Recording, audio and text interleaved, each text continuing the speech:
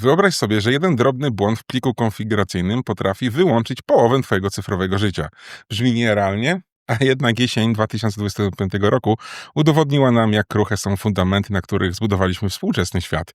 Listopadowy blackout Cloudflare, październikowa czkawka w USA i problemy Azura pokazały jedno. Kiedy giganci się potykają, my tracimy dostęp do banków, Spotify, Facebooka, ChatGPT, a nawet nie możesz włączyć w domu światła. No cóż. Tak to wygląda dzisiaj. I Michał, jesień 2025 roku wyglądała wręcz jak efekt domina. Najpierw Cloudflare, potem AWS, na końcu Azure. A patrząc na to z swojej perspektywy, twojego doświadczenia, pracy, no właśnie, w cyberbezpieczeństwie, w fajnych firmach, powiedz mi, czy to był pech, zbieg okoliczności, czy systemowy dowód na to, że internet pęka w szwach i ta nasza chmura jest już po prostu, chwieje się. Wiesz co, moim zdaniem to jest systemowy problem.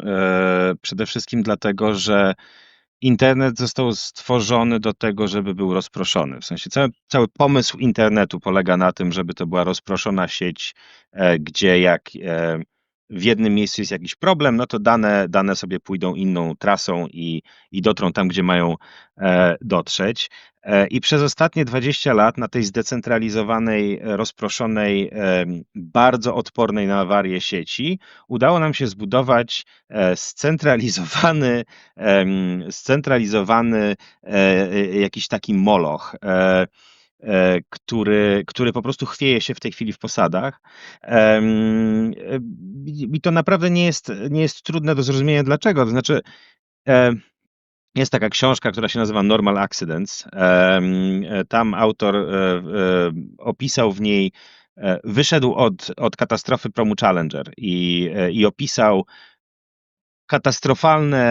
katastrofy, wypadki, które są absolutnie katastrofalne w skutkach, ale których absolutnie można i należało się było spodziewać. I takie wypadki mają trzy rzeczy wspólne. Tak? Pierwsza to jest to, że system podlegający wypadkowi jest bardzo, bardzo skomplikowany.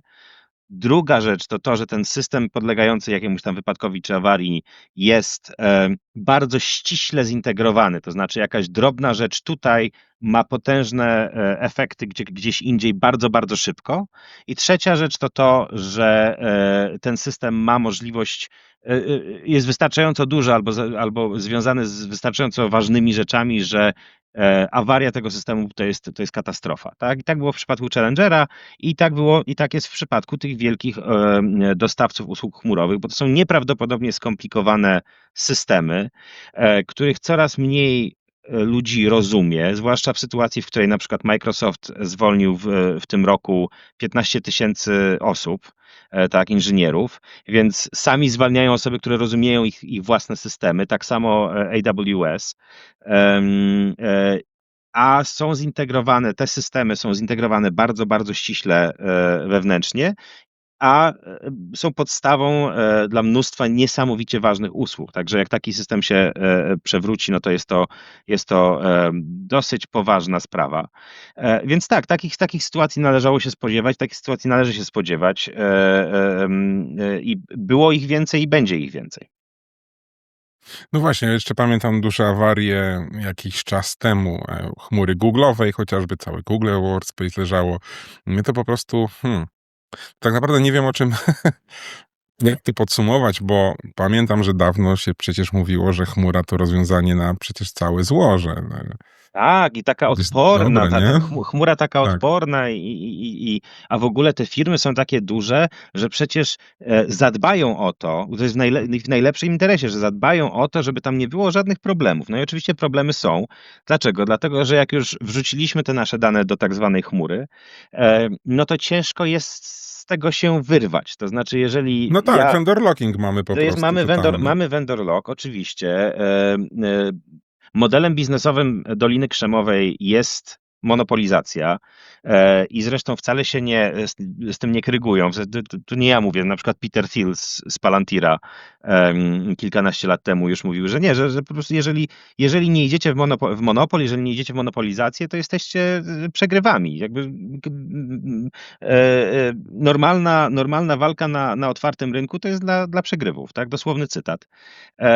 W związku z czym mamy vendor lock-in, mamy monopolizację i mamy strony, często na przykład strony banków albo strony dużych instytucji, które mało, że polegają na jednym z tych dostawców, tak? One polegają na wielu z tych dostawców usług jednocześnie. Czyli na przykład możesz mieć stronę, która jest jednocześnie za Cloudflare'em,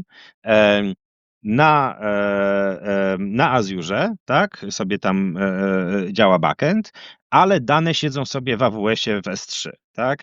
I w związku z czym dowolna z tych usług chmurowych padnie, twoja strona leży, tak? Znaczy uzależniłeś się nie od jednego, ale od 3 dostawców i zbudowałeś taką strukturę, że jeżeli którykolwiek z nich się wykopyrtnie, no to twoja cała strona, twoja cała usługa leży. I takich stron jest na pęczki, tak? I to bardzo często dlatego, że osoby zarządzające infrastrukturą, bardzo mnie boli to mówić jako osoba zarządzająca infrastrukturą, tak? Ale osoby zarządzające infrastrukturą bardzo często nie wiedzą, jak inaczej mogą zarządzać tą infrastrukturą. I to jest dla mnie przerażające. No, zgodzę się z tym, że często faktycznie nie wiedzą, jak tym zarządzać, bo tych technologii jest sporo, a migracja między tymi usługami chmurowymi też nie bywa przecież prosta. Są jakieś narzędzia open source'owe typu Terraform, które ci tam pomagają, powiedzmy, postawić te usługi. Natomiast mimo wszystko jest to trudne i skomplikowane. Powiem ci tak, raz brałem udział w budowaniu infrastruktury Cloud Agnostic, żeby ona chodziła sobie totalnie na wszystkich platformach chmurowych i to był jeden klient na przestrzeni tylu lat, co się tym zajmuje.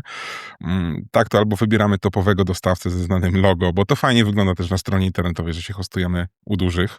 Jasne. I że mamy, wiesz jak to wygląda, nie? Mamy jasne, logo. nie no, i menadżer średniego szczebla, kiedyś się mówiło, że jeszcze nikt nie został wyrzucony z firmy za kupienie produktów Microsoftu, teraz nikt nie zostanie wyrzucony z firmy za wdrożenie AWS-a, niezależnie od tego, jak często leży. Tak?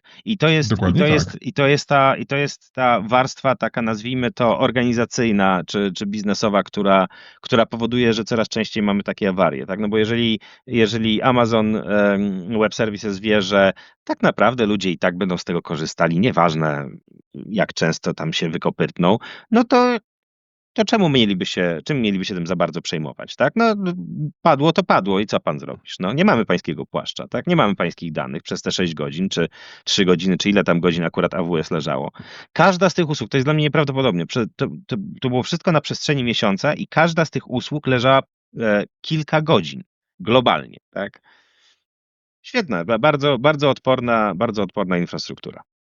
No ale to pół biedy, że to po prostu nie działało, bo przecież też zdarzają się takie sytuacje, jak pamiętam w Google w 2024 roku Google skasowało jedno konto klienta po prostu. Oczywiście, że tak. I to wszystko poleciało. To był bardzo duży, i to był bardzo duży klient w Australii. Nie pamiętam w tej chwili nazwy, ale tak, to była potężna sprawa w Australii. No i UniSuper. No, UniSuper, dokładnie tak. I wszystko 135 poleciało. miliardów dolarów. No ale i co pan zrobisz? No błąd, no się wkradł, no i przepraszamy, tak? No, wzruszenie ramionami i jedziemy dalej, tak? Moja osobista odpowiedź na to jest taka, że ja tych usług po prostu unikam, tak? Zarządzam dużą infrastrukturą w tej chwili, która w ogóle z tych usług nie korzysta. Nie ma takiej potrzeby, tak? Zarządzałem wcześniej mniejszymi infrastrukturami, które też z tych usług nie korzystały, chociaż czasem ktoś tam, może wrzucimy się za Cloudflare'a, bo DDoSy czy coś. Tak? No, ale okazuje się, że oczywiście jak się wie to jak najbardziej można odpalić infrastrukturę, która nie korzysta z tych usług i radośnie sobie działa, nawet jak Cloudflare leży. Do czego zachęcam.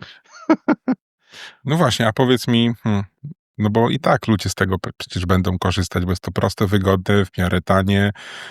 Masz milion tutoriali na YouTubie, jak sobie odpalić chmurę. Jeszcze dzisiaj mamy vibe coderów. Nie zgadzam się, że jest wiem. To jest...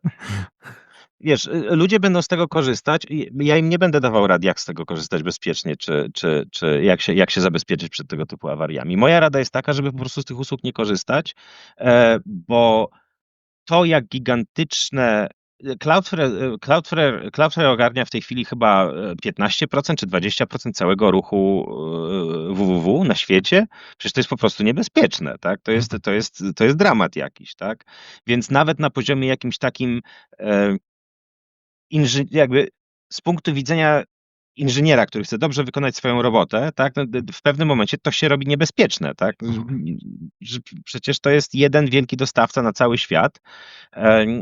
To już samo to w sobie jest niebezpieczne, tak? W związku z czym moja odpowiedź jest taka, że szukać mniejszych dostawców, tak? Są dostawcy podobnych usług, którzy są mniejsi i o których jakoś nie słychać, że mają takie wielkie pady, tak? Może nie słychać dlatego, że mają mniej klientów i nie obsługują danych, ale to akurat dobrze. Tak, znaczy wolę żyć w świecie, w którym jest, nie wiem, kilkuset dostawców podobnych usług, tak, pomiędzy którymi możemy się przemigrować jak potrzeba, czy coś w tym stylu. I od czasu do czasu któryś z nich pada, jasne, tak, ale to nie jest sytuacja, w której nagle banki i podstawowe usługi na całym świecie leżą, tak, bo padł jeden konkretny dostawca, tak. Mm, To jest ciekawy wątek, bo faktycznie no, jest dużo małych dostawców, ale no, pytanie, czy oni. No wiesz, to jest to, co zawsze też słyszałem na konferencjach. Chmura jest duża, duży dostawca, dużo serwerów, dużo zabezpieczeń. To nie może mieć awarii. Mały dostawca, mały 3. zespół. 3 w ciągu miesiąca. 3 w ciągu. To Przypadek? jest jakby mówimy o tych wielkich dostawcach. 3 wielkich dostawców miało te awarie w ciągu miesiąca. Nie zrobiłem sobie listy wszystkich awarii tych wielkich dostawców chmurowych w tym roku, ale Google Cloud Platform też miało wielką awarię. Microsoft miał chyba 2 lub 3 w tym roku. Mówimy 2025, tak? Więc dla mnie ten argument, że o nie, to ten mniejszy, to on może nie być tak odporny. No nie wiem, no wydaje mi się, że mogą być bardziej odporni niż na przykład Microsoft, który miał bodajże 3 globalne wielkie awarie w tym jednym roku. Ja będę troszeczkę adwokatem diabła tych big techów i sasów w tej rozmowie. Będę cię podsycał. No dobra. Zdrowie. Ale powiedz mi, no bo widzisz, faktycznie były te awarie, ale z drugiej strony, no jednak można by było się przecież nie wiem, zabezpieczyć przed taką awarią Cloudflare'a, mieć backup plan chociażby. No tak, tylko że jak patrzyłem na przykład, nie wiem jak to w tej chwili wygląda, ale patrzyłem parę lat temu konkretnie na Cloudflare, tą ochronę przed DDoS-em, tak? I rozważaliśmy to w organizacji, w której pracowałem. Stwierdziliśmy, że jednak nie będziemy tego robić. Dlaczego stwierdziliśmy, że tego nie będziemy robić? Ponieważ musielibyśmy przenieść nasze rekordy NS, nameservery, na nameservery Cloudflare'a. Innymi słowy, jeżeli byłaby jakakolwiek awaria, to minimum 24 do 48 godzin na to, żeby się rozpropagowały nowe nameservery. Tak? Znaczy, innymi słowy, jeżeli weszlibyśmy w Cloudflare'a, powtarzam, nie sprawdzałem tego w tym roku, tak? Patrzyłem na to parę lat temu, ale wtedy Cloudflare, ta ochrona przed DDoS-ami wymagała przeniesienia do nich nameserverów, a taka operacja zajmuje 24 do 48 godzin ze względu na time to live, ze względu na cache, tak? W związku z czym, jeżeli byłaby jakakolwiek awaria, to minimum zajęłoby nam 24 do 48 godzin, żeby się kompletnie przenieść poza Cloudflare'a. Tak? Dla nas to było po prostu nie do zaakceptowania, że jesteśmy w klinczu technologicznym w takiej sytuacji takim, że nie możemy nic zrobić. Tak? Bo to też jest problem taki, że Cloudflare w tym momencie zarządza kilkoma poziomami tej usługi, tak, którą byśmy tam przenosili. Innymi słowy, zarządza DNS-ami, zarządza ruchem HTTP, HTTPS, tak. Jeżeli to jest rozbite, no to jest trochę mniejszy problem, tak, bo jeżeli padnie nam tylko dostawca, na przykład hostingodawca, no to możemy się przenieść do innego hostingodawcy, przerzucić rekordy A czy AAA i strona działa w ciągu powiedzmy sobie pół godziny, jeżeli mamy krótkie TTL ustawione na tych rekordach, tak? Natomiast w przypadku Cloudflare'a wymagało to czekania 24 do 48 godzin i to był dla nas jeden z głównych powodów, żeby powiedzieć absolutnie nie. Po prostu nie możemy być aż tak uwiązani do jednego usługodawcy. A druga rzecz jest taka, że oczywiście tak, można sobie postawić stronę, która ma jedną nogę gdzieś tam w AWS-ie, drugą nogę gdzieś tam w Azurze i tak dalej, tylko trzeba to zrobić ostrożnie, żeby nie wylądować w sytuacji takiej, że ta jedna noga stoi na drugiej nodze. Tak jak powiedziałem, dałem przykład, że Cloudflare, potem Azure, a potem na przykład S3 i którykolwiek z nich pada, cała strona leży. Tak? Można to zrobić troszeczkę bardziej sprytnie i jakoś rozłożyć to tak, że jak jedna z tych usług pada, to strona dalej działa. Ale wtedy jaki jest zysk z tej chmury? Jeżeli muszę wykonywać tę ciężką pracę, która tak zwana chmura miała wykonać za mnie, to równie dobrze mogę tę ciężką pracę wykonać bez chmury, tak? Mogę sobie odpalić jakieś dedyki, mogę sobie odpalić jakieś innych hostingodawców i po prostu nie wchodzić w to w ogóle, tak? No dokładnie tak. Zamiast budować system oparty o 2 chmury, postawić system oparty o 2 dedyki w 2 różnych krajach. Na przykład, I naprawdę mamy praktycznie to samo, dla nie? ogromnej większości stron internetowych, dla ogromnej większości usług chmura naprawdę nie ma sensu. Ja widzę sens chmury, jeżeli, nie wiem, robimy szybko startup i chcemy bardzo szybko móc się wyskalować i coś tam, tak? Osobiście bym z tego nie korzystał, bo chmury nie lubię, ale widzę sens, tak? Widzę sens dla jakichś tam rozwiązań chmurowych, jeżeli musimy wdrożyć jeżeli zarządzamy jakąś nieprawdopodobnie gigantyczną infrastrukturą, której po prostu inaczej nie mielibyśmy dostępu do sprzętu po prostu, tak? No to może w takiej sytuacji też, ale dla większości stron internetowych i usług naprawdę te rozwiązania chmurowe są zupełnie zbędne. Jak widzę jakąś stronę rządową, czy jakąś stronę jakiejś niewielkiej usługi, czy na przykład Medium, która stoi sobie za Cloudflarem albo na jakimś Azurze, to rzewnie płaczę. No. Naprawdę nie ma na to potrzeby. No właśnie, bo chmura to po prostu komputer kogoś innego, tylko że problem w tym, że dzisiaj siedzimy tak naprawdę właśnie na tych trzech dostawcach usług. Amazon, No, Microsoft i Google, nie? Jest jeszcze Fastly i są jeszcze różne inne nazwy, których uczymy się bardzo szybko. Jak padają, Fastly też miało przecież ogromnego pada jakiś czas temu, tak, i pół internetu padło. I to też był przykład taki, że są sobie strony internetowe, które nie były hostowane na Fastly, tak, znaczy sama strona internetowa działała sobie gdzieś indziej, ale z Fastly zaciągane były biblioteki JavaScript wymagane dla tej strony, żeby ona działała, w żaden sposób nie kaszowane lokalnie. No i Fastly padło, więc strona nie działa, mimo że hosting działa, DNS-y działają, wszystko sobie niby tam śmiga, tak? No ale ten jeden element układanki padł i strona nie działa. Właśnie poruszyłeś temat, że widzisz też strony rządowe oparte o chmurę. No i to najczęściej są przecież amerykańskie chmury. No tu coś mi nie gra. No, mi też tu coś nie gra. Temat suwerenności cyfrowej na szczęście zaczął się jakoś tam pojawiać i w mediach, i w debacie publicznej, i w dokumentach różnych instytucji rządowych, więc mam nadzieję, że to będzie potraktowane poważnie. Oczywiście katalizatorem jest administracja Donalda Trumpa, która jaka jest, taka jest. Nie będę w to wchodził.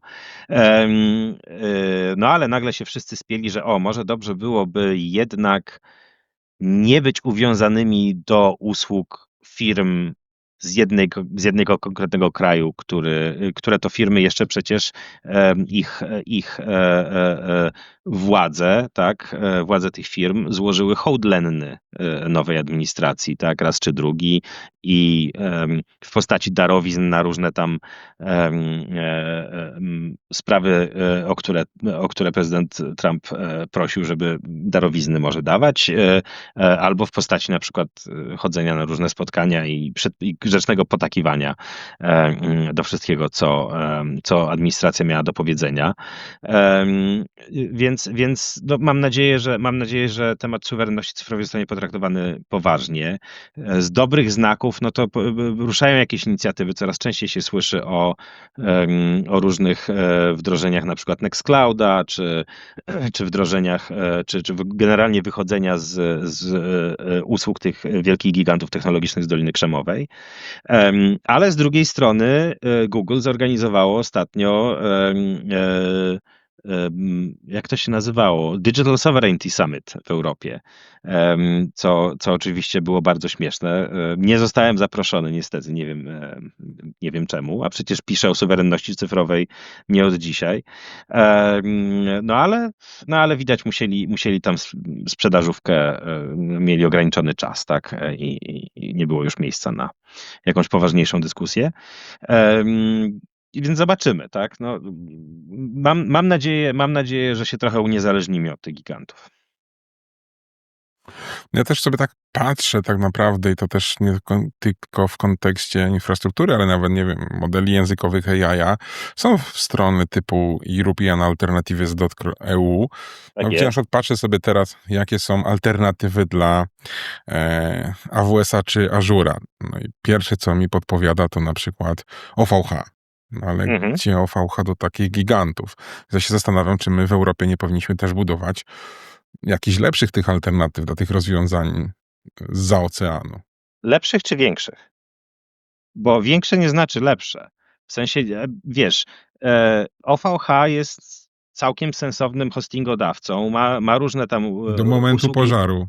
Do momentu pożaru, ale wiesz, Facebook parę lat temu się wypisał z internetu na 8 godzin, tak? Wiesz, no nie zamierzam bronić OVH, bo ten pożar oczywiście był fatalną porażką, ale jest to usługodawca, który działa, świadczy usługi i jeżeli spojrzymy na uptime, podejrzewam, że może mieć lepszy uptime w tym roku niż na przykład Microsoft.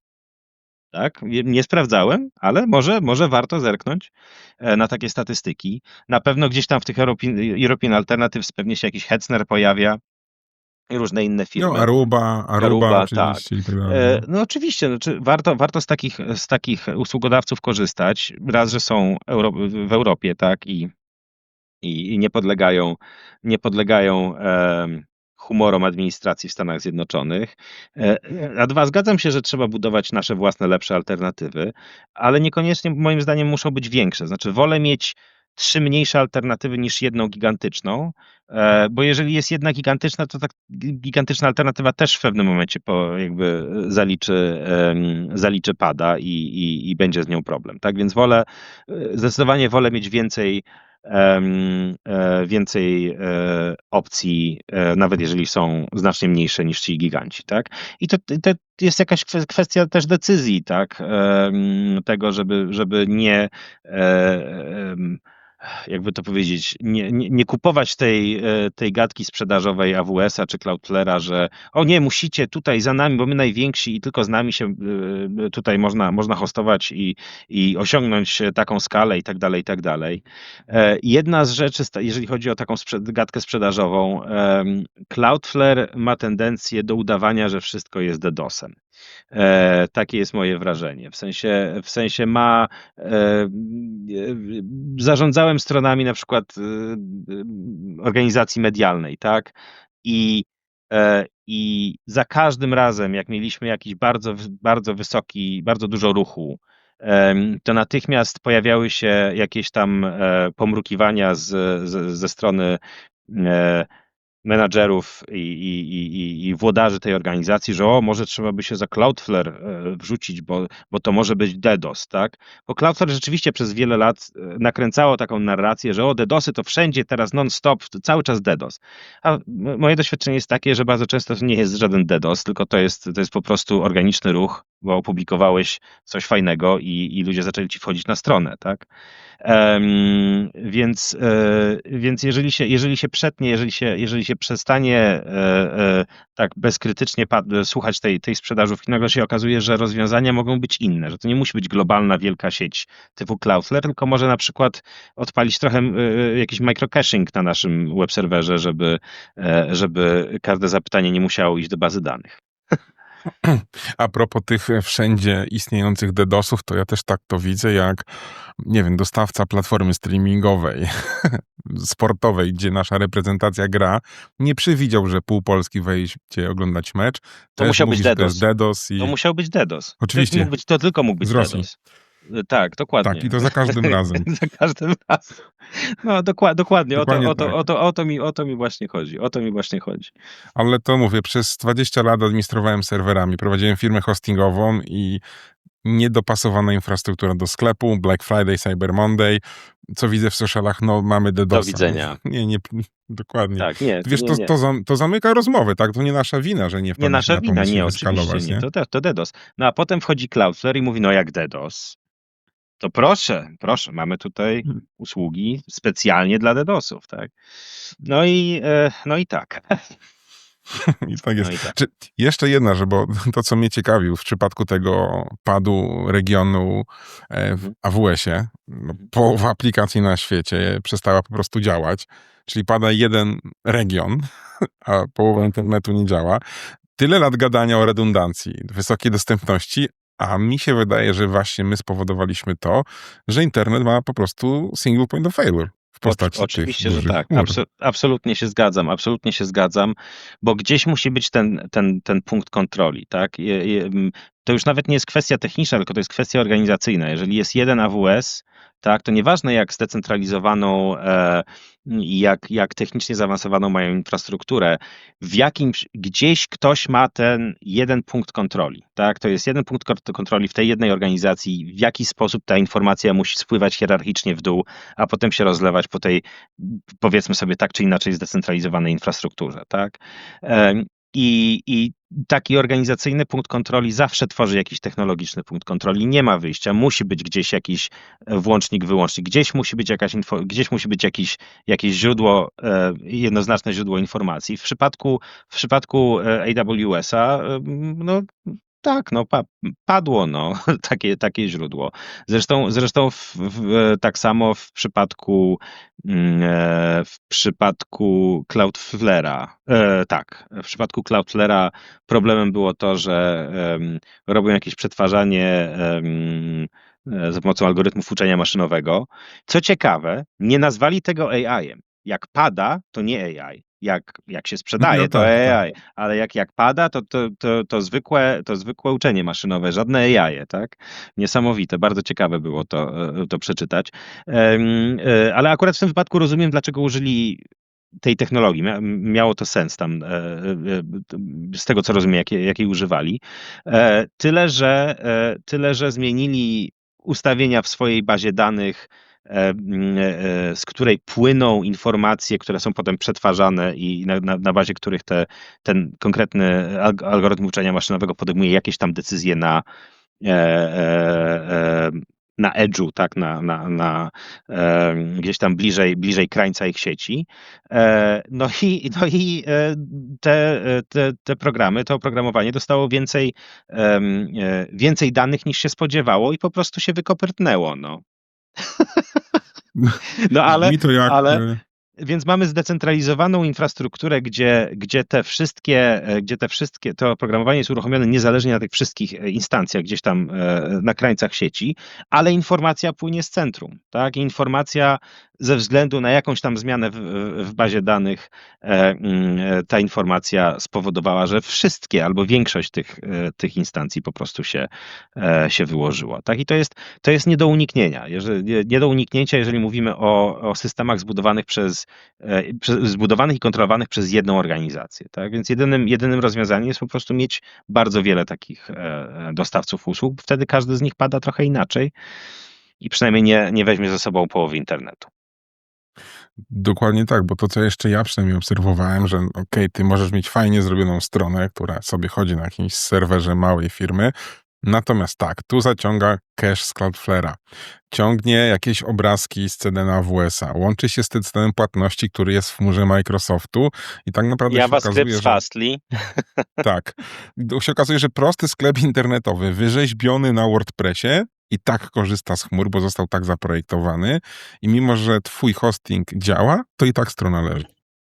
Otóż to. I to jest dokładnie to, o co mi chodzi, kiedy mówię, że ludzie po prostu nie wiedzą, jak robić infrastrukturę albo usługi w sposób, czy po prostu nie wiedzą, co robią, tak? Bo uczymy się, jeżeli ktoś wchodzi na rynek IT, nie wiem, w ciągu ostatnich 10 lat, powiedzmy sobie, tak? Każdy tutorial to jest tutaj zaembeduj z Fastly, tam, prawda, odpytaj S3 AWS, a tutaj sobie, prawda, zrób logowanie przez Google czy przez Microsoft Azure i tyle, tak? I trochę mam wrażenie, że w dużej mierze niestety e, można to określić terminem cargo culting. Nie wiem, czy kojarzysz termin cargo culting, tak? Nie, ale E, możesz wyjaśnić, bo brzmi dobrze. em, Wyobraźmy sobie sytuację, w której gdzieś na jakiejś wyspie, ze względu na jakąś wielką zawieruchę historyczną, ląduje zaawansowana armia, robi sobie tam lądowisko, bo potrzebuje, prawda, lądowiska, żeby gdzieś tam dalej móc atakować, czy się bronić, czy cokolwiek, tak? Wojna się kończy, ta wielka armia znika, zostaje to lądowisko i nie przybywają już te wszystkie produkty, nie przybywają już te wszystkie wspaniałe rzeczy, które przybywały razem z obecnością tych wojsk na tej małej wyspie.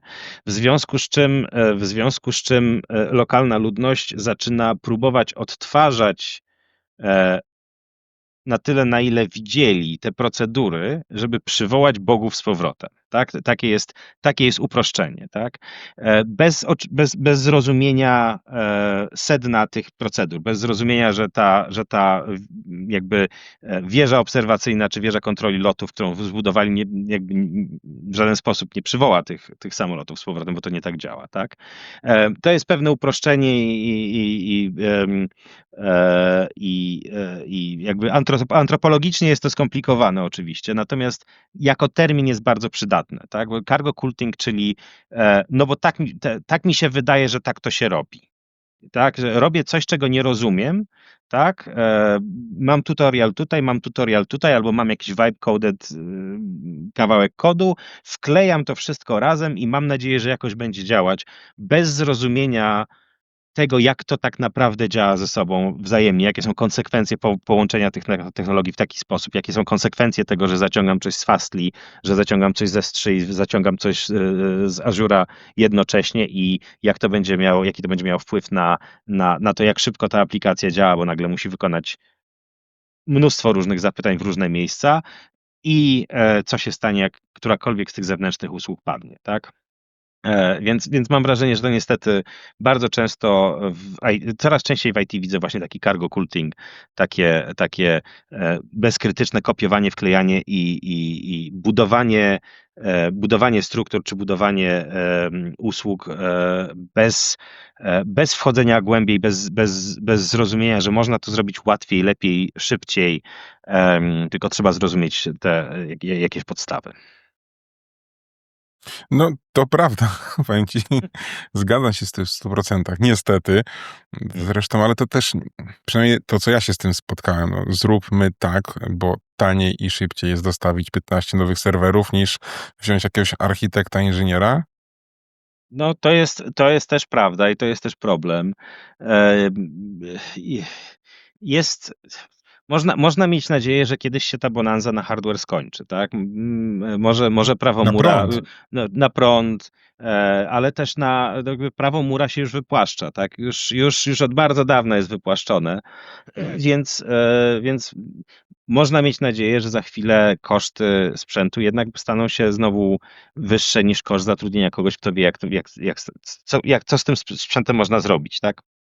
Jak można ten problem rozwiązać lepiej.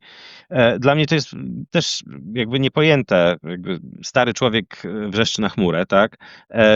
Dla mnie to jest niepojęte, że wchodzę na jakąś stronę internetową, która jest w miarę prostą stroną, tam czysto informacyjne, żadne magie i wiatraczki w moim nowiutkim laptopie po prostu lecą na księżyc, tak? Bo oczywiście w żaden sposób ten kod JavaScript nie jest zoptymalizowany zoptymalizowany. Tam są biblioteki na bibliotekach na bibliotekach, które sam jedna drugim wchodzą w drogę i jakoś ta strona działa, ale działa nieprawdopodobnie wolno i nie ma nic wspólnego z tym, jak taka strona powinna działać, tak? No wiesz, to nie są czasy demosceny, gdzie tam... Są wariaci, tak? To jest nie tylko są nie tylko wariaci, tak? Są ludzie, którzy naprawdę się przejmują tą stroną tego, jak szybko rzeczy działają, tak? I są w stanie wyprodukować coś co nie spowoduje, że nagle wszystkie inne rzeczy, które mam uruchomione na swoim laptopie, po prostu siądą. Chciałbym, żeby tego rodzaju inżynieria wróciła, tak? To znaczy, to też jest kwestia tego, że mówimy o inżynierii oprogramowania, a ja tutaj inżynierii widzę bardzo, bardzo mało. Chciałbym zobaczyć tej prawdziwej, takiej rzetelnej inżynierii więcej. Co jest potrzebne, żeby to się stało, naprawdę nie wiem, ale może to prawo Mura wypłaszczające się, Może. może to pomoże. Ja jeszcze pamiętam czas, jak projektowałem właśnie duże systemy dla amerykańskiej wielkiej korporacji, to tam faktycznie myśleliśmy, jak zoptymalizować transfer danych, bo tu przy tym ruchu się okazywało naprawdę ogromne, a teraz to, co ja widzę, to jak coś nie działa, to zmieńmy dostawcę chmurowego na innego.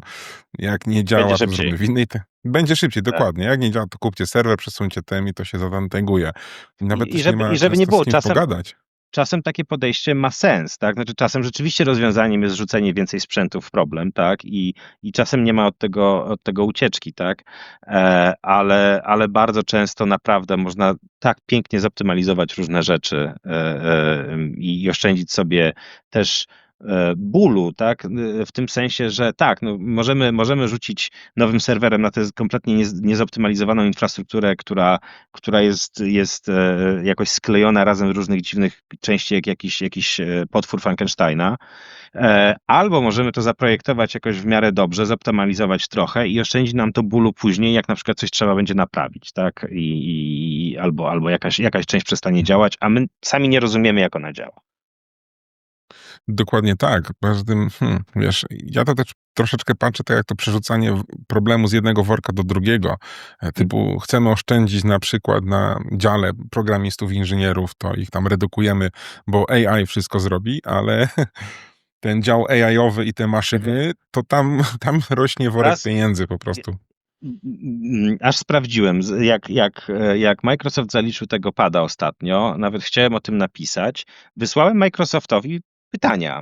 I jednym z pytań było, że Satya Nadella, czyli szef Microsoftu, stwierdził niedawno, że ponad 30% kodu w Microsoftie jest tworzone za pomocą narzędzi generatywnych. Oczywiście ujął to na zasadzie, że AI im to napisał, tak? Więc zapytałem Microsoftu, czy jakakolwiek część kodu, która była jakby związana z tą awarią, była wygenerowana w ten sposób. Nie odpowiedzieli. Nie odpowiedzieli. Nie wiem dlaczego. Naprawdę, nie rozumiem. Przecież tak się chwalą na każdym kroku.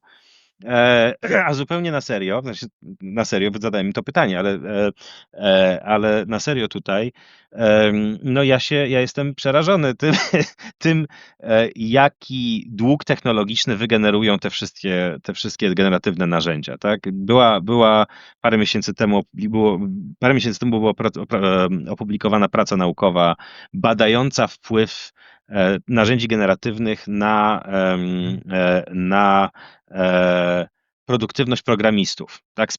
Konkretnie programistów. Te narzędzia powinny akurat w tym wypadku być świetne, tak? Bo bardzo dużo kodu się czasem kopiuje, wkleja, bo są jakieś boilerplate'y i tak dalej, wiadomo. Poza tym te narzędzia są tworzone przez programistów dla programistów. Można by oczekiwać, że w tym wypadku, że to jest jakby najprostszy problem dla tych narzędzi. Tak? Że to jest ten moment, w którym one powinny błyszczeć.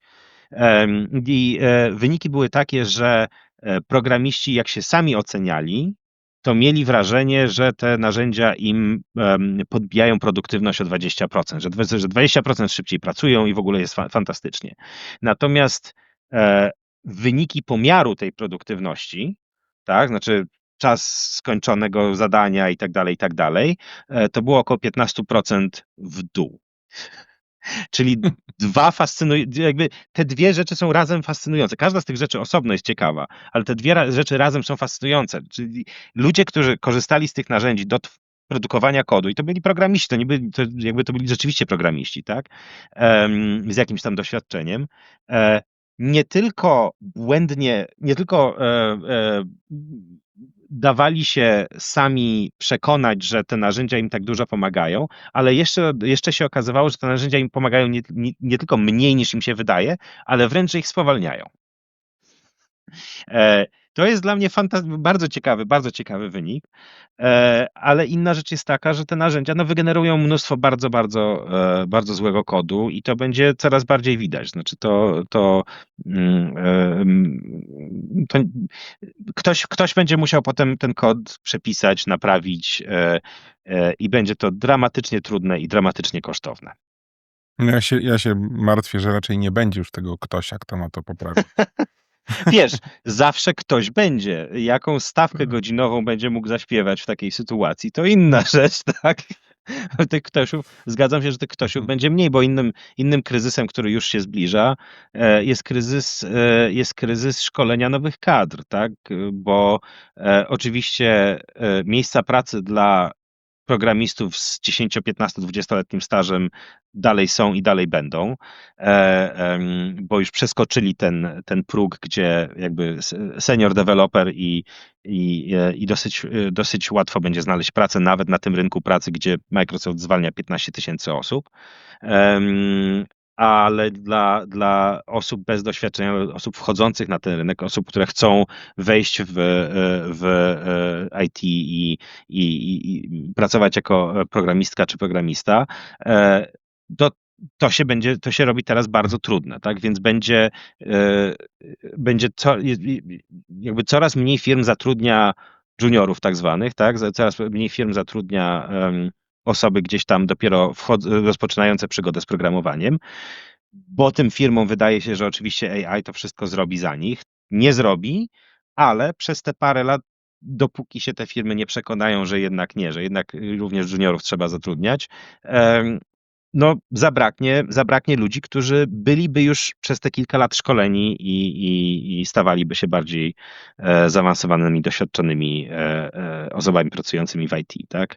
Więc to jest kryzys, który gdzieś tam w pewnym momencie uderzy. Znaczy, powiem ci więcej, on chyba uderzył, bo mam tutaj u mnie w Łodzi taką jedną firmę, która właśnie zgłosiła się na konsultacje. Programiści tworzą dużo aplikacji, mają chyba 1200 aplikacji napisane w różnych frameworkach, głównie w jakichś Node.js-ach i wpadli na pomysł, że trzeba by robić oczywiście testy jednostkowe i podbijać wersję tych wszystkich bibliotek w Node.jsie. Niech to AI zrobi. Do tej pory mieli ludzi, którzy to testowali, więc mówią, zrobią AI. Pozbyli się testerów, więc oczywiście koszta w dziale testów spadły, w Excelu fajnie to wygląda. Pięknie, tak. Ale dział AI-owy do tych vibe-coderów, którzy piszą automatyczne testy przy pomocy narzędzi AI-owych, jest 4-krotnie albo 5-krotnie droższy niż pozostali testerzy. No ale dobrze, tak. To jest etap wdrożenia, jak to mówili, ma być dobrze. Ma być dobrze. Generalnie wycofują się z tego projektu, bo się okazuje, że to po 2 latach R&D nic nie jest testowane, aplikacje po prostu nie przychodzą testów. Poza tym programista, skoro mi AI przetestował, powiedział, że jest zielony, to nawet nie będę dyskutował. Wycofują się z ogromnym długiem technologicznym, ogromnym wtopą finansową i co więcej, szukają testerów do zatrudnienia, a ich nie ma w tej technologii. Ja takich historii znam kilkadziesiąt z różnych kanałów, z różnych źródeł, z różnych kierunków.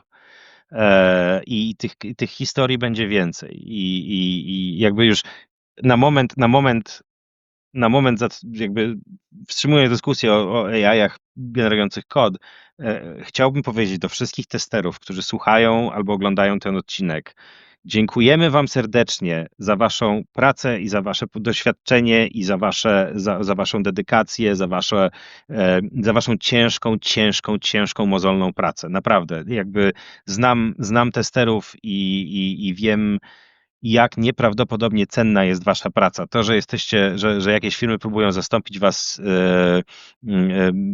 jakby rozbuchanym autocomplete jest absolutnie horrendalnym błędem. Także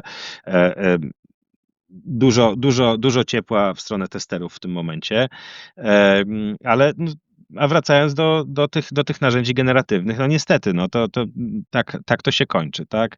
Inna rzecz jest taka, że te narzędzia generatywne są wdrażane nie dlatego, że one są lepsze. Znaczy oczywiście, no, pewnie jakiś menadżer średniego szczebla gdzieś tam sobie dał sobie sprzedać, że te narzędzia mogą być lepsze. Oczywiście jak się je wdroży, to się okazuje, że jednak nie są lepsze niż doświadczony, czy nawet mniej doświadczony programista czy testerka. Natomiast one są często wdrażane jako metoda podważenia pozycji pracowników. I kilka krótkich przykładów. Pierwszy przykład, Klarna, duża firma oferująca pożyczki internetowe i tak dalej. 1,5 roku temu, zdaje się, bardzo głośno się chwalili, że zwalniają tutaj praktycznie cały dział pracy z klientem, że zastępują chatbotami, będzie wspaniale, te chatboty będą super Tak. i tak dalej. Chatboty okazały się wcale nie super. Klienci zrobili rewoltę, stwierdzili, że absolutnie nie mają zamiaru z tym systemem mieć niczego wspólnego. Klarna z powrotem zatrudnia ludzi do pracy z klientami. Tyle, że szef Klarny powiedział, że zatrudnia ich na regułach podobnych jak Uber. Czyli zmianą nie jest to, że chatbot nagle przejął obowiązki i robi taką świetną robotę. Zmianą jest to, że ci ludzie wykonują te same obowiązki teraz, co wykonywali wcześniej, tylko teraz już nie na umowie o pracę, ale na gig-worku. Tak, pracodawca wziął sobie AI, zrobił z AI dźwignię do przepchnięcia pracowników z umowy o pracę, czy jakichś tam sensowniejszych kontraktów na gig work. Więc to jest jedna historia. Inna historia, nie pamiętam jak się nazywa ta organizacja w Stanach Zjednoczonych, organizacja zajmująca się pomaganiem ludzi, którzy mają, jak to się ładnie nazywa? Eating disorders, tak? Czyli choroby, to nie są choroby, to są nieprawidłowości związane z jedzeniem. Zaburzenia odżywiania, dziękuję, przepraszam, zawiesiłem się. Tak, zaburzeniami odżywiania. Parę dni po tym, jak pracownicy tam ich jednym z najważniejszych takich, nazwijmy to, usług była infolinia. Parę dni po tym, jak pracownicy tej infolinii się uzwiązkowili, pracownicy zostali zwolnieni i zastąpieni chatbotem.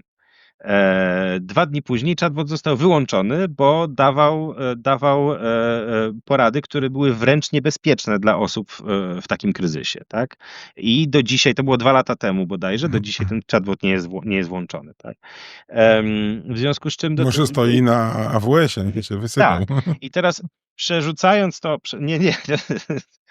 Tam była jednak decyzja, że może nie powinniśmy dawać ludziom porad, które mogą doprowadzić do jeszcze większych zaburzeń, tak? Bo to jednak już by podpadało pod kryminał, podejrzewam. Ale przekładając to na rynek IT, na inżynierię oprogramowania i tak dalej, to jest niesamowicie ciekawe, że te wszystkie firmy, Microsoft zwolnił, tak jak mówiłem, 15 000 osób. AWS zwolnił chyba ponad 20 000 przez ostatnie 2 lata inżynierów pracujących również nad AWS-em, tak? I za każdym razem, jak te zwolnienia grupowe się dzieją, to te firmy nie mówią o zwolnieniach grupowych, tylko mówią, że nie, zastępują AI-em, tak? Gdyby nie ta wymówka, to by naprawdę wyglądało na kryzys. Wielkie firmy zwalniają dziesiątki tysięcy pracowników, no to znaczy, że sobie nie radzą na rynku. No. Ale nakładamy na to, malujemy to AI-em, tak? Sprayujemy to troszeczkę tutaj, żeby przypominało robota, ale nie, to żaden kryzys, to po prostu tutaj wdrażamy AI i już nie potrzebujemy tych pracowników, tak? No dokładnie tak, mam do dupy serwer, nie, to DDoS. Nie, to DDoS. To nie kryzys, to AI. No dobra, ale Elon Musk też tam zwolnił ile? 80% pracowników Twittera, czy tam tam Xera i działa. I działa. No ale jak działa, no działa. Nie wiem, mieli tam różne problemy techniczne, zdaje się, przez dłuższy Tak, czas, było. więc ja jestem, Ustabilizowało się. przyznam się, że jestem troszkę zaskoczony, że Twitter jeszcze jakoś tam działa. Podejrzewam, że tam niezłe muszą gasić pożary wewnętrznie te 20% osób, które zostało, tak? No ale tak. No tak, tego może być nie widać. No dobra, ale okej. Załóżmy, że chciałbym mieć wszystko self-hosted, nie? Mhm. Bo to brzmi jako dobre rozwiązanie, tak? Natomiast no, nie każdy przecież to potrafi zrobić. No tak, ale nie mówimy o każdym o tym, żeby każdy sobie self-hostował. Ja sobie self-hostuję, bo jestem wariatem, który może siedzieć do 4 nad ranem tam, prawda, i tak dalej. Ale naprawdę nie należy oczekiwać, że każda osoba będzie sobie w stanie self-hostować wszystkie usługi. To oczywiście między bajki należy włożyć, tak? No ale nie rozmawialiśmy o indywidualnych klientach, tylko rozmawialiśmy o klientach instytucjonalnych, o firmach, o instytucjach publicznych, tak? Więc na tym poziomie nie rozumiem, dlaczego Centralny Ośrodek Informatyki nie może uruchomić różnych usług do wewnętrznego zastosowania przez różne instytucje państwa, tak? Znaczy uruchamia różne usługi, tak? Ale wydaje mi się, że że to jest na przykład miejsce, gdzie taki self-hosting na potrzeby instytucji publicznych mógłby być sensowny. Na przykład fajnie by było, gdyby Centralny Ośrodek Informatyki może uruchomił na przykład instancje Nextclouda, z których mogą korzystać uczelnie albo szkoły. Tak? Bo przecież dzieciaki są zmuszane do tego, żeby korzystały z Google Docsów, czy Microsoft 365, czy jak on się tam nazywa w tym tygodniu. Microsoft zmienia tę nazwę non-stop. Tak. Więc, a zamiast tego przecież gdyby stał Nextcloud, no to może by się okazało, że na przykład jakieś szkoły stwierdziły, że nie możemy tym sami zarządzać, bo jako szkoła nie mamy wystarczających zasobów, tak? Ale jeżeli jest coś takiego stworzone przez na przykład Centralny Ośrodek Informatyki, to dlaczego nie, tak? Więc ja myślę raczej na takim poziomie, tak? Jeżeli chodzi o poziom indywidualny, no to są usługodawcy, którzy tego typu usługi oferują, tylko trzeba za nie zapłacić. Ale tak samo przecież trzeba teraz płacić za Google Workspace, tak? Czy Microsoft 365. To już też staje się w coraz mniejszej jakby przestrzeń do tego, żeby korzystać z tych usług za darmo jest coraz mniejsza, tak? Więc nie wiem, na przykład wspomniany wcześniej Hetzner ma niedrogą instancję Nextclouda, którą można sobie wykupić i mieć do niej dostęp. Więc takie alternatywy też istnieją, tak? Nie musimy, do czego zmierzam? To nie musi być na poziomie indywidualnym, to nie musi być alternatywa między tymi wielkimi big techami ze Stanów Zjednoczonych, a muszę stać się inżynierem systemów, żeby sobie self-hostować. Tak, jest cała przestrzeń pomiędzy tymi skrajnościami. Czyli właśnie o to mi chodziło, czyli spokojnie Kowalski może mieć na przykład pocztę na Gmailu, co byłoby dla niego logiczne, bo mimo wszystko ten Big Tech będzie go chronił przed jakimś phishingiem, te wszystkie filtry i tak dalej, ale na przykład właśnie uczelnia czy jakaś szkoła to jest dobre rozwiązanie, Nextcloud prowadzony przez Centralny Ośrodek Informatyki, brzmi super, bo faktycznie większość uczelni, tak jak działają właśnie na Teamsach. Okej, studenci się cieszą, jak jest afera Microsoftu, oni zajęć nie mają w całej Polsce. Wiadomo, tak. Tak, sam byłem studentem, więc tak. Dokładnie. Wtedy Teamsów nie było niestety, więc musiałem chodzić na zajęcia. Ale wiesz, ja bym też chciał, żeby ten Kowalski też mógł korzystać z usług cyfrowych, które są mu potrzebne, bez konieczności oddawania swoich danych w ręce Google'a, tak? Czy bez konieczności oddawania swoich danych w ręce Microsoftu, tak? I te możliwości istnieją, chociaż dobrze by było, żeby były lepsze. Tak jak mówię, na przykład właśnie ten Hetzner, tak, czy Proton Mail też ma w tej chwili własny tak zwany dysk, czy jakieś tego typu usługi biurowe. Tego będzie więcej, a będzie tego tym więcej i będzie to tym lepszej jakości, im więcej im więcej osób zacznie z nich korzystać już teraz, tak? Bo przecież skądś się te środki na rozwój tych narzędzi muszą pojawić, tak? Jeżeli porównujemy, że jedne usługi są może trochę mniej zaawansowane, na przykład Nextcloud jest pod wieloma względami irytujący, tak? W porównaniu z ofertami Microsoftu czy Google'a i to trzeba sobie jasno powiedzieć, ale też jest kilka rzędów wielkości mniejszą organizacją z budżetem, który jest absolutnie nieporównywalnie mniejszy do tych ogromnych big techów. A jednak daje radę, tak? Więc jeżeli troszkę więcej osób zacznie korzystać z tych narzędzi, troszkę więcej środków pojawi się na ich rozwój, to moim zdaniem mają jak najbardziej szansę przegonić jakościowo usługi big techów, choćby dlatego, że big techy teraz pchają wszystko w te nieszczęsne AI. Tak. Ja jeszcze pamiętam taką sytuację a propos serwisów rządowych, to Fundacja Panoptykon poruszała temat, gdzie Google Analytics był wpięty do systemów, do stron rządowych. Dalej jest? Dalej jest i nie usunięto jeszcze, okej. No nie wiem, musiałbym sprawdzić. Przepraszam, może już nie jest, ale wydaje mi się, że znaczy byłbym bardzo pozytywnie zaskoczony, gdyby rzeczywiście okazało się, że tutaj się myliłem. Także wycofuję, sprawdzę, żeby tutaj nie rozsiewać dezinformacji. No to jakoś rok temu, pamiętam, była głośna sprawa i dla mnie to w ogóle absurd, że no znowuż pewnie ktoś zakodował, bo takie są standardy, jest strona, musi być Google Analytics. Powiem ci z mojego doświadczenia, jak ja odpalałem jakąkolwiek moją stronę, też wbijałem na start Google Analytics, nie wiem po co, bo wszyscy tak robili. Tak, No bo to jest we wszystkich tutorialach, to jest w różnych miejscach i nagle się okazuje, że to jest po prostu standard.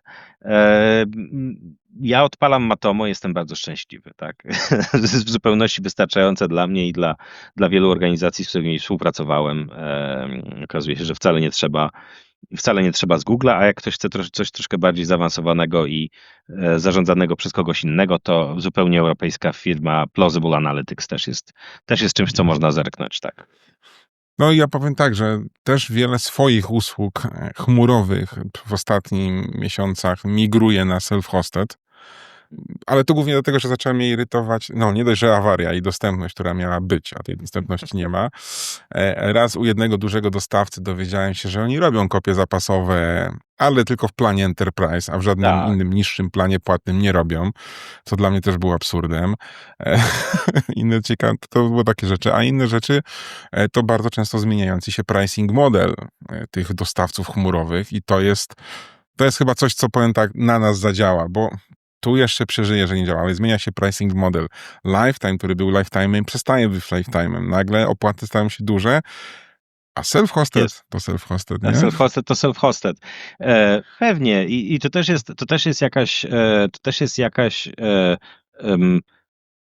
coś, w co mniejsi usługodawcy mogliby rzucić, jakby na co mogliby spojrzeć, tak, i czym się mogliby zainteresować, że jako osoba korzystająca z danej usługi, jasne, jestem zainteresowany jakimiś tam usprawnieniami i tak dalej, ale ja tak naprawdę przede wszystkim nie chcę musieć o niej myśleć. Ja chcę z niej zacząć korzystać, przyzwyczaić się do niej i potem nie musieć co miesiąc, co 2 miesiące, co pół roku zastanawiać się, zmienił się model finansowania, tutaj czy ja wpadam pod te widełki. Jezu, gdzie teraz to Gemini wyłączyć po raz 5? Bo przecież to nie jest tak, że wyłączysz sobie. Nie, wyłączysz, a potem musisz jeszcze wyłączyć tu, a potem musisz jeszcze wyłączyć tam. Znam osoby, które pracują w branży IT, ale współpracują ich klientami są firmy z branży farmaceutycznej, medycznej i tak dalej. I oni mają w kontrakcie z klientami, że nie wolno im korzystać z żadnych narzędzi generatywnej sztucznej inteligencji, bo to jest po prostu zagrożenie prywatności i tam są różne regulacje, które to kompletnie wycinają. I dla nich bardzo poważnym problemem jest to, że mają wszystko w Google Docsach, tak, no bo tak wyszło akurat w tej firmie. I co miesiąc, co 2 muszą szukać tego kolejnego przełącznika, gdzie to wyłączyć. Tak, bo inaczej stracą klientów, albo klient może ich pozwać do sądu, tak? Więc jeżeli zamiast tego dostanę w miarę stabilną usługę, która robi to, co chcę, żeby robiła, przyzwyczaja się do tego interfejsu i będzie działać przez najbliższe 5 lat, Bardzo poproszę. Z rozkoszą. Z rozkoszą. No właśnie, tak miała działać Tak chmura. miało być, tak miało być, prawda? No ale niestety, no, trzeba wyciskać. Skończyła się bonanza i trzeba wyciskać teraz osoby korzystające i firmy i tak dalej. No, niestety, tak. Zgównowacenie internetu jest totalnie rzeczą. No to prawda. Natomiast mówię, ja mam nadzieję, że te wszystkie chatboty automatyczne, które ze mną gadają na infoliniach, będą działały na chmurę i po prostu to uwalni i one znikną. Jest, Bo ja, to jest rak. moja nadzieja jest taka, że bańka pęknie na te wszystkie generatywne te. Okaże się, że no oczywiście będzie niestety jakiś tam kryzys, ale okaże się, że jak to wszystko nie jest finansowane cyrkularnie, tak, przez Nvidię i przez Nvidię, która płaci sama sobie przez OpenAI, tak, no to nagle się okaże, że te narzędzia są po prostu za drogie do tego, żeby były tak używane, tak, bo w tej chwili cały czas to jedzie nie na zysku z każdego użytkownika. Do każdego użytkownika te wielkie systemy, jakby chatboty, nie chatboty i tak dalej, OpenAI, cały czas do każdego użytkownika dopłacają, tak? I to wcale nie mało. Więc podejrzewam, moja nadzieja jest taka, że jak już ta banieczka pęknie, to po prostu okaże się, że te narzędzia są zwyczajnie za drogie, żeby z nich korzystać w takich kontekstach. Tak a propos jeszcze dostępności chmur, to właśnie wlazłem sobie na strony statusowe Cloudflare'a, Google O Jezu, co leży znowu? No właśnie o to chodzi. Właśnie na Cloudflare'ze leżą usługi. O tak, no to mieli dzisiaj, rzeczywiście, tak. Email security, tak. No właśnie. A moja strona i twoja strona, jak widzę, twoja strona działa niezmiernie i chyba tam nawet design się nie zmienił od tych nastu lat, odkąd cię pamiętam. O nie, 5 czy 6 lat temu zmienił się design. No to może niewiele, nie? Można Wiesz, porównać. to nie jest taki wielki zmiana designu, że musisz się uczyć interfejsu panelu chmurowego od nowa, tak? Oczywiście, I studiować. że tak. Oczywiście, że tak. To jest też irytujące, nie? Albo sytuacje, w których masz nowy i stary interfejs chmurowy i musisz korzystać z obu, bo pewne funkcjonalności są tylko w nowym, pewne funkcjonalności są tylko w starym i już tego nigdy nie naprawią. I to już tak zawsze będzie. To jest strasznie faktycznie irytujące. Administrując różnymi chmurami, to naprawdę tak. To robisz w tym, to robisz w tamtym. To nie przyniosą, coś ci działało świetnie i o Jezus Maria, to jest tragedia po prostu. Ale to są rozwiązania enterprise, wysokiej jakości, wiesz. Tak, i to mnie przekonuje. Może i brzydki jest ten OnCloud czy Nextcloud, ale działa. A nie jest taki brzydki. Nie jest taki brzydki. Czy wiesz co, ale mimo wszystko te niektóre rozwiązania self-hosted nie są tak dopieszczone. Nie, no oczywiście, że tak. No to już mówiłem. No, nie ma możliwości, żeby były tak dopieszczone, bo po prostu budżet mają rzędy wielkości mniejszy na to, tak? Więc oczywiście, że nigdy to nie będzie takie bardzo dopieszczone i dopolerowane jak te narzędzia wielkich dostawców. Chociaż są też narzędzia self-hosted czy otwartoźródłowe, które są piękne i bardzo wygodne w użyciu i nie wiem, dla grafiki 3D Blender jest po prostu fantastyczny, tak? Z tego co rozmawiałem z ludźmi, którzy korzystają z narzędzi 3D i znają Blendera, to jest najlepszy interfejs w narzędziach do obróbki 3D, jaki widzieli, tak? Więc da się. Jeszcze przypomniało mi się, jak mówiliśmy o tych inżynierach, którzy pamiętają, jak to się koduje bez vibe codingu i tak dalej. Przypomniały mi się dwie historie. Atak ransomware na Maerska, czy podobno atak ransomware na Norsk Hydro. No jak tam padła im produkcja w drugiej firmie w Mersku, ruch cargo, 25% ruchu cargo nie działało, nikt nie wiedział, jak rozpakować taki kontenerowiec w porcie. No to przyszli emeryci, którzy pamiętali papierowe procedury. Tak jest, ratować. tak jest.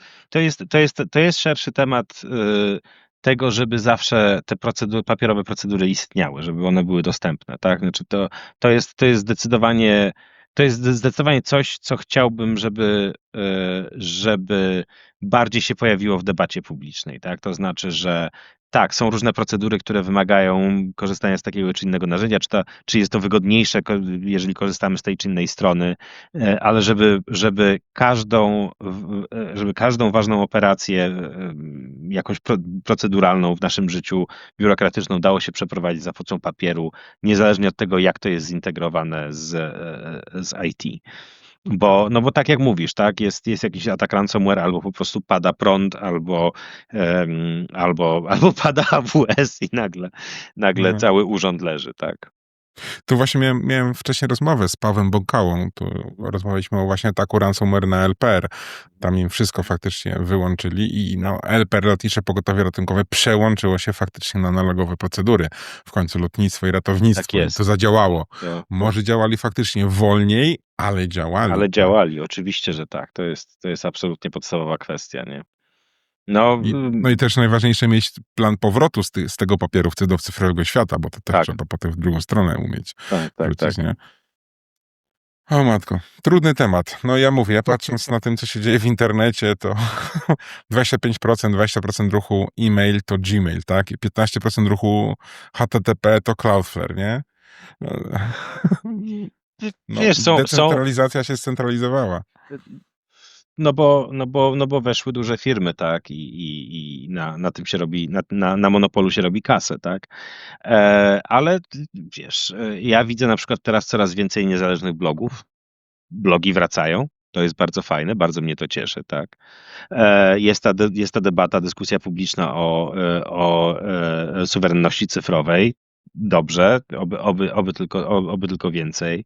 Są różne śmieszne protokoły typu Gemini, nie mylić z Google'owym AI-em, tylko mówię o protokole, nazwijmy to, do bardzo prostych stron internetowych, który został zaprojektowany w taki sposób, żeby tam no przynajmniej łatwo nie dało się tego zgównowacić, tak jak się zgównowaciła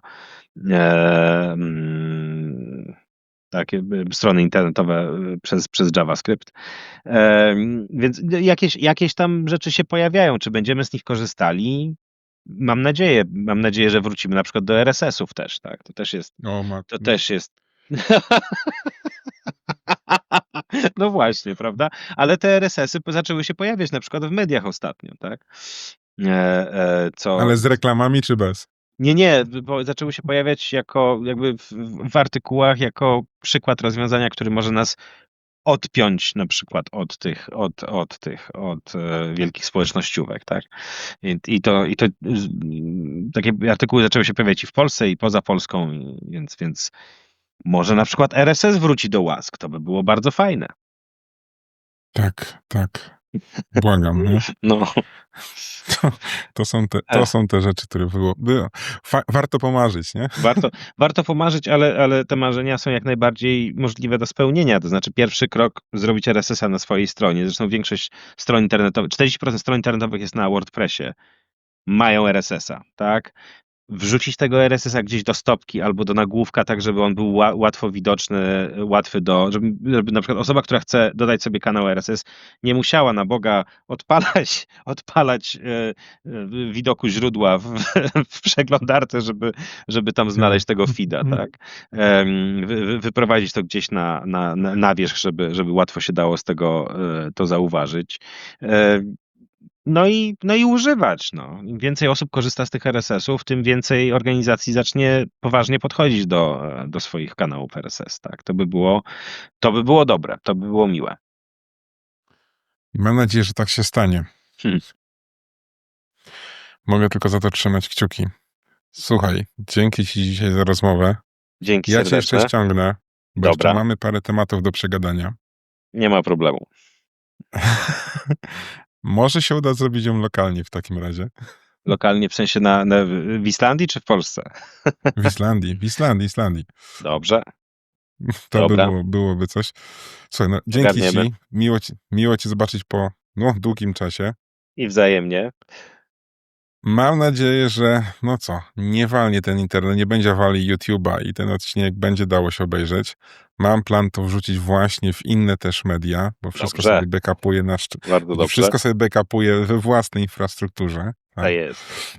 Żeby było zabawniej, mam ludzi, influencerów, którzy wrzucają kanały na YouTube'a, backup trzymają na Google Dysku i ja im mówię, że to samo. Nie. To nie do końca, tak, to nie do końca tak działa. Do końca tak działa, no. Więc właśnie, no cóż.